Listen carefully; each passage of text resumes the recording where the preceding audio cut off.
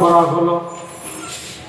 এবার দেখুন মৌলানা সাহেব কিন্তু জিজ্ঞাসা করলো না যে কমিটি দাওয়াত করতে গিয়েছে, যে আপনার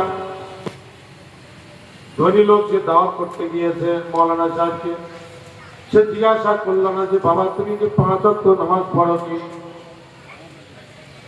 নামাজ হলো সমস্ত অনেক কাজের জীবন হলো নামাজ। আল্লাহ কোরআনের মধ্যে 82 বার ঘোষণা করেছেন নামাজের কথা, ওয়াকিমুস সালাত, আমার বান্দা বান্দীরা নামাজকে কায়েম করো, প্রতিষ্ঠা করো। তাহলে নামাজ হলো সমস্ত অনেক কাজের জীবন। তাহলে যে ব্যক্তি জলসা মিলাদ মাহফিলের জন্য মৌলানার কাছে দাওয়াত করতে গেল, সেকে জিজ্ঞাসা করেছে ভাই আপনি কি 5 ওয়াক্ত নামাজ পড়েন? অনেক মৌলানা এখন জিজ্ঞাসা করে তোমার নামাজ পড়ে। কিন্তু দেখুন মৌলানা সাহেব বলে দাওয়াত করতে এসেছ, আমার এত 1000 টাকা ফি রয়েছে, দিতে পারবে তো? বলে ঠিক আছে আমরা সব ব্যবস্থা করে রাখবো, আপনি খালি দাওয়াত লিখে নিন। কিন্তু সে বলল না যে নামাজ যদি তোমার না থাকে তাহলে তোমার যে আমল ইবাদত করছো, যে নকশা সৎকাজ করছো, যে জলসা মিলাদ মাহফিল করবে আল্লাহর দরবারে কবুল হবে না, পৌঁছাবে না। সে কিন্তু বলে যদি বা কোনো মৌলানা সাহেব বলে থাকে যে নামাজ না পড়লে বাবা ঠিক হবে না, নামাজ না পড়লে বাবা তোমার নেকি আল্লাহর দরবারে কবুল হবে না, কিন্তু শুধু নামাজ নয়, নামাজের সঙ্গে আরেকটা শর্ত সেটাও পালন করতে হবে। কি?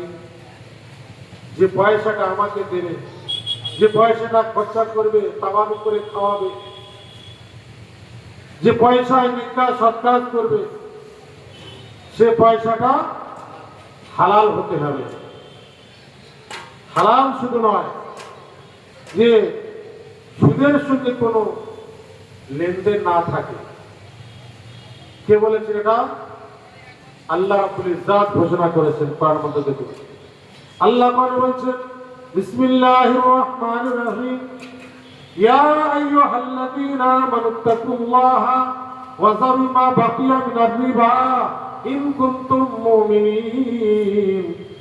বিশ্বাসী মানুষগণ আল্লাহকে ভয় করো আর সুদটাকে পরিত্যাগ করো যদি তোমরা মুমিন হয়ে থাকো, বিশ্বাসী হয়ে থাকো। তাহলে আমি নামাজ পড়ছি কিন্তু সুদ পরিত্যাগ করি নাই, মুমিন হতে পারি নাই। আমি নামাজ পড়ছি কিন্তু হারামটাকে পরিত্যাগ করি নাই, মুমিন হতে পারি নাই। অতএব বাবাজিরা, যে মুমিন হতে হলে যেই হারামটাকে সুদটাকে পরিত্যাগ করতে হবে, যদি না করি আল্লাহ বলেছেন তারপরে সূরা বাকারার মধ্যে 2য় পারা ঘোষণা করছেন ফাইল্লাম তাফআলু ফাযানু বিহারবিন মিনাল্লাহি ওয়া রাসূলি, তোমার সঙ্গে আল্লাহ এবং আল্লাহর রাসূলের যুদ্ধ ঘোষণা রইল। তারা যুদ্ধ কারা করেছিল? নমরুদ, ফেরাউন, তারা আল্লাহর সঙ্গে যুদ্ধ করতে চেয়েছিল। তা আমরা নামাজ পড়ে, আমরা রোজা রেখে, আমরা সৎ কাজ করে, ঈমান এনে আমরা কি সেই দলভুক্ত হব? না। হাদিস শরীফ আল্লাহ নবী বলেছেন, দেখুন আর লিবাস সাবউনা জুজানাই সারুহা আনিয়ান কা রাজুলুম, সুদের পাপকে 70 ভাগে ভাগ করা হয়েছে। তার নিম্ন স্তরে পাপ হলো মায়ের সঙ্গে, 70 ভাগে নিম্ন স্তরে ছোট পাপ মায়ের সঙ্গে জেনা করা, বলে নাউযুবিল্লাহ। এত বড় অন্যায় দেখে। তাহলে আমি মৌলানা সাহেব শুধু বললাম যে নামাজটা পড়লে হবে না, এই সুদটা হারামটা পরিত্যাগ করেছে না, সে শর্ত পালন হয়নি। শরিয়াত, এটা হলো এখন শরিয়াত। এবার দেখুন, তাহলে যদি আমার এই শর্ত পালন না করা হয়, নামাজ যদি কায়েম না করা হয়, হারামটা যদি পরিত্যাগ না করে আমি নেকা সৎকাজ করি, তাহলে যদি শরিয়াত মোতাবেক কি হলো? কি ভাই হলো? আপনারা বলুন না, হয়েছে কি? শরিয়াত মোতাবেক হয়নি, তরিকত এখন পাশে রয়েছে। তাহলে শরিয়াত আর তরিকত দুটো পালন করতে হবে। তরিকত হলো কি? যে সে যদি হয়তো শরিয়াত পালন করলো, নামাজ পড়েছে, সুদটাও পরিত্যাগ করেছে, শরিয়াত পালন করলো, কিন্তু এবার আল্লাহর দরবারে কবুল হওয়ার জন্য, আল্লাহর কাছে পৌঁছাবার জন্য যে তরিকত কি, যে আল্লাহর দোস্ত, আল্লাহর ওলি, কামেল ওলিদের আদেশ হুকুম নিয়ে, জোরে বলুন সুবহানাল্লাহ। সুবহানাল্লাহ। এটা হলো তরিকত। তার একটা ছোট্ট মেসাল দিলে আমরা সহজে বুঝতে পারবেন। আল্লাহ নবীর কাছে, রাসূলের কাছে এক সাহাবী কি বলেন, ইয়া রাসূলুল্লাহ, ইয়া হাবিবাল্লাহ, হুজুর আমি জিহাদের ময়দানে যাব, জিহাদে যাব। আপনি যদি অর্ডারটা দেন, আপনি যদি হুকুমটা দেন, আমি জিহাদের ময়দানে যাব। কিন্তু জিহাদ ফরজ হয়ে গিয়েছে, কোরআন হাদিসে প্রমাণিত হয়ে গিয়েছে, সাহাবীর জানা হয়ে গিয়েছে, এটা হলো শরীয়ত। সাহাবী তো জানা হয়ে গিয়েছে, জিহাদে গেলে নেকি আছে, সওয়াব আছে, ফজিলত আছে, ফরজ। তো সাহাবীর জানার পরেও এবং নবীকে জিজ্ঞাসা করছে কেন, যে এটা নেকি আছে, সওয়াব আছে, কিন্তু আল্লাহ দরবার এটাকে পৌঁছাবে, আল্লাহকে আমার এই নেকিতে কবুল করবে, আল্লাহকে আমার এই নেকিতে রাজি খুশি আছেন কিনা, এইটা জানার জন্য নবীর কাছে জিজ্ঞাসা করা। আর নবীর কাছে জিজ্ঞাসা করা মানে এটা হলো তরিকত। জেরে বলুন সুবহানাল্লাহ। আল্লাহ নবী, আল্লাহ রাসূল কি বললেন সাহাবীকে? বলছে, বাবা তোমার পিতা মাতা আছে নাকি? বলে, হুজুর আমার পিতা নেই, মাতা আছে, আম্মা জান আছে। বলে, মায়ের খেদমত দায়িত্ব নেই? বলে, হুজুর আমার। তো দেখুন, জিহাদে যাওয়া ফরজ, মায়ের খেদমত করাও ফরজ। কোন নেকিটা তুমি করবে, আল্লাহ কোন নেকিতে খুশি আছে কি করে জানবে? তুমি মনে করো আমি জিহাদে চলে যাই, ফরজ। বুঝতে পারলে? এবার আল্লাহ নবীর কাছে জিজ্ঞাসা করাতে আল্লাহ নবী কি বললেন, যে বাবা তোমাকে জিহাদের ময়দানে যেতে হবে না, যুদ্ধের ময়দানে যেতে হবে না, বাড়িতে থেকে তোমার মায়ের খেদমত করো, মায়ের সেবা করো, এই নেকিতে আল্লাহ খুশি রাজি আছেন। আর তোমার নিয়ত থাকার জন্য আল্লাহ তাবারক ওয়া তাআলা যুদ্ধের ময়দানের সওয়াব দান করবে। জোরে বলুন সুবহানাল্লাহ। হ্যাঁ, দেখুন শরীয়তের তরিকাতে না। সাহাবী যদি শরীয়ত এটা জেনে যে নেকির কাজ, সওয়াবের কাজ মনে করে যুদ্ধের ময়দানে চলে যেত, নবীকে জিজ্ঞাসা না করে, তাহলে শরীয়ত মোতাবেক হতো, কিন্তু সেই নেকিতে আল্লাহ খুশি রাজি হতেন না। কোন নেকিতে আল্লাহ খুশি রাজি নবী জানিয়ে দিলেন, এর নাম তরিকত।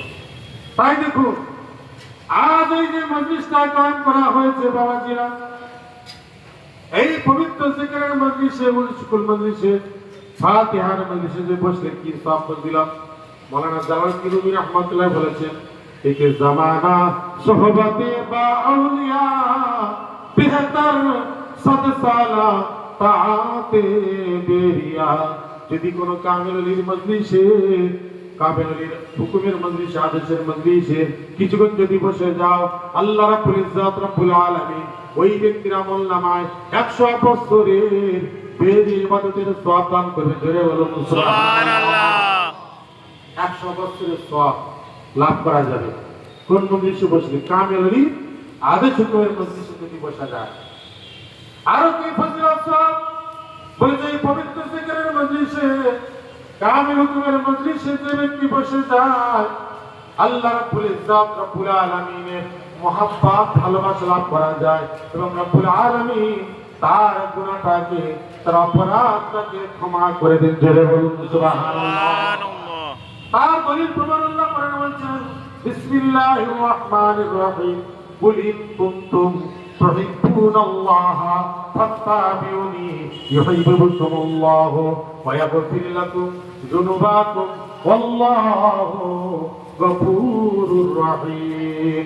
আল্লাহর নামের নবী, আমার রাসূল, আমার দোস্ত বন্ধু বলে দাও, জানিয়ে দাও আমার বান্দা বান্দীদেরকে, তাদের আমার সঙ্গে মহব্বত করতে চায়, আমার সঙ্গে ভালোবাসা লাভ করতে চায়, আমাকে খুশি করতে চায়, নবী বলে দাও ফাত্তাবিউনি, তোমরা আমার ইত্তেবা করো, আমার অনুসরণ করো, ইউহিব্বুকুমুল্লাহ, আমি আল্লাহ তাদেরকে ভালোবাসবো, ওয়া ইয়াগফির লাকুম যুনুবাকুম, আমি তাদের গুনাহকে, অপরাধটাকে ক্ষমা করে দেব। জোরে বলুন সুবহানাল্লাহ। কোরআন সাক্ষী দিচ্ছে, কোরআন বলে।